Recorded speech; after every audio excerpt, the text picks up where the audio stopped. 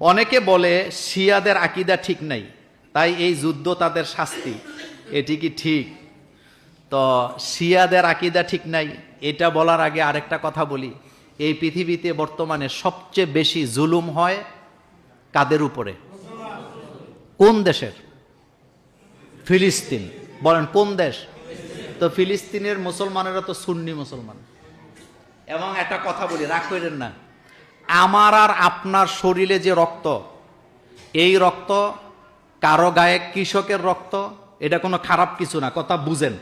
কারো গায়ে জেলের রক্ত, কারো গায়ে রিক্সাওয়ালার রক্ত, কারো গায়ে ঠেলাওয়ালার রক্ত, কারো গায়ে মাটি কাটুনিয়ার রক্ত, কথা সত্য নেই? কথা জোরে বলেন। কিন্তু ফিলিস্তিনে যারা বাস করে প্রত্যেকটা মুসলমানের শরীরে কোনো না কোনো নবীর রক্ত প্রবাহিত হচ্ছে। আপনি জানেন? আপনি জানেন ফিলিস্তিনের মুসলমানরা, প্রত্যেক মুসলমান কোনো না কোনো নবীর বংশধর। সবচেয়ে বেশি নবী আসছে কোন দেশে? তো তাদের উপরে অত্যাচার হয় না? অত্যাচারটাও তো একটা পরীক্ষা। আচ্ছা, নবীদের চাইতে সম্মানিত আর কেউ আছে? কিন্তু আপনি কি জানেন এই ইহুদিরা 1 লক্ষের উপরে নবীদেরকে হত্যা করছে?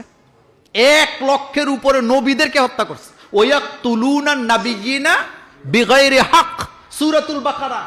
আল্লাহ পাক বলেন তারা অসংখ্য নবীদেরকে হত্যা করছে। তো নবীদেরকে যেখানে হত্যা করছে সেখানে নবীদের অনুসারীদেরকে হত্যা করবে, এটাই তো স্বাভাবিক।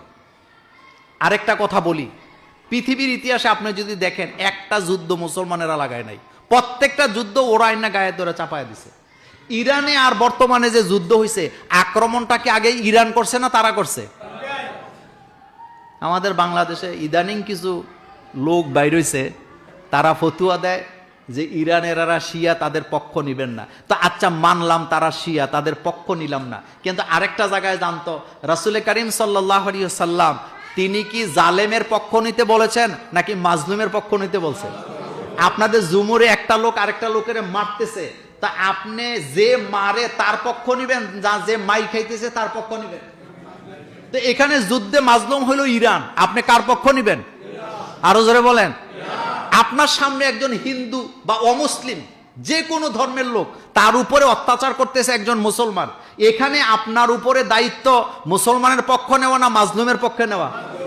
একজন ইহুদিকে যদি একজন মুসলমান বিনা কারণে অত্যাচার করে, এখানে আপনি ইহুদির পক্ষ নেবেন, কারণ সে মাজলুম, এখানে ইমানের প্রশ্ন থাকে না।